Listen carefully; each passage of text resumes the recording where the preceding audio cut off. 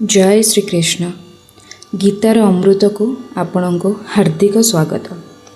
यही चैनल रे आमे भगवत गीतार प्रत्येक श्लोक को सरल ओडिया रे बुझिवा सहित तार आध्यात्मिक अर्थ एवं दैनंदिन जीवन रे ताहार प्रयोग विषय रे जानिबा। आज आमे आरंभ करूछु भगवत गीतार प्रथम अध्यायर प्रथम श्लोक रु।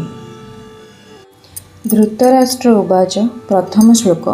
धर्मक्षेत्रे कुरुक्षेत्रे समवेता जुजुश्चव मामकः पांडवाश्चैव किम कुर्वत् संजय। धृतराष्ट्र पचारिले, हे संजय, धर्मभूमि कुरुक्षेत्र रे युद्ध करिबा इच्छा रे एकत्रित होइथिबा मोर ओ पांडुंकर पुत्र माने कौन कले। कुरुक्षेत्र केउ स्थानर नाम एवं एहाको धर्मक्षेत्र बोली काहेकि कुहाଯାଏ। महाभारत वन पर्वर 83 अध्याय एवं शल्य पर्वर 53 अध्याय कुरुक्षेत्रर महात्म्य विशेष भाव में वर्णित होइछि। सेथिरे यह सरस्वती नदीर दक्षिण भाग एवं दृषद्वती नदीर उत्तर भाग मध्य अवस्थित बोली कुहाଯାଇଛି। कथित अछि एहार दैर्घ्य और प्रस्थ 5 योजन थिला। एही स्थानटी आंबला ठारू दक्षिण एवं दिल्ली ठारू उत्तर दिगरे अवस्थित। एबे मध्य सेठारे कुरुक्षेत्र नामक स्थान रहिछि। एहार गोटे नाम समंत पंचक। शतपथ ब्रह्मणादि शास्त्र रे कुहाଯାଇଛି जे एठारे अग्नि, इंद्र, ब्रह्मा आदि देवता माने तपस्या करथिले। राजा कुरु मध्य एठारे कठिन तपस्या करथिले। पुणी एठारे मरुथिबा लोकंकु परम गति प्राप्त हुए। एहा छडा अन्य केतेक कथा मध्य रहिछि। एही सब कारणरू एहाको धर्मक्षेत्र बा पुण्यक्षेत्र कुहाଯାଏ। धृतराष्ट्र केउ मानंकु लक्ष्य करी मामकाह और पांडवाह पद व्यवहार करिसंती। पुणी ताहा सहित समवेता और जुजुश्चव विशेषण लगाई जेउ किम अकुर्वत कहिसंती ताहार तात्पर्य कौन। धृतराष्ट्र मामकाह पदटी निज पक्षर समस्त योद्धा मानक सहित निजर दुर्योधनादि 100 पुत्रंक पई कहिसंती एवं युधिष्ठिरंक पक्षर समस्त योद्धांक सहित युधिष्ठिरादि 5 भाईंक पई पांडवाह पद कहिसंती।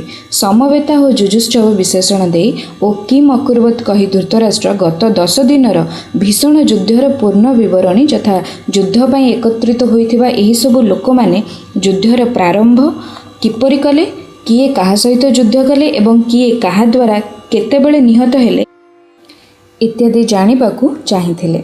भीष्म पितामह तले पड़िजिबा पर्यंत भीषण युद्धर समाचार तो धृतराष्ट्र शुणी सारिथिले। सुतरां तांको प्रश्नर तात्पर्य यह होई पारे ना जे तांको से पर्यंत युद्धर संवाद किछि जणा नथिला।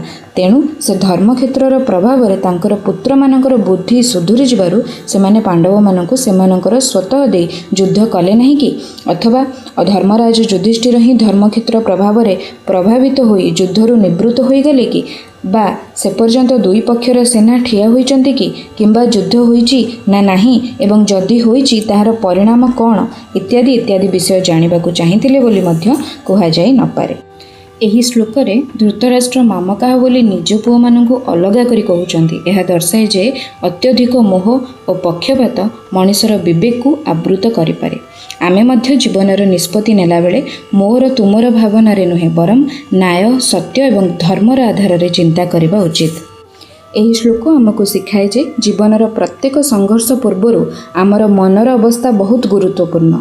धर्म और सत्यर पथरे चलिले कठिन परिस्थिति रे मध्य ठीक निष्पत्ति नेबा सहज हुए। जदि आजिर आलोचना आपको भल लगी थे तेबे वीडियोटी को लाइक करंतु, शेयर करंतु एवं गीतार अमृत चैनल को सब्सक्राइब करंतु। परवर्ती वीडियो रे हमें प्रथम अध्यायर द्वितीय श्लोक विषय जानिबा। से पर्यंत जय श्री कृष्ण।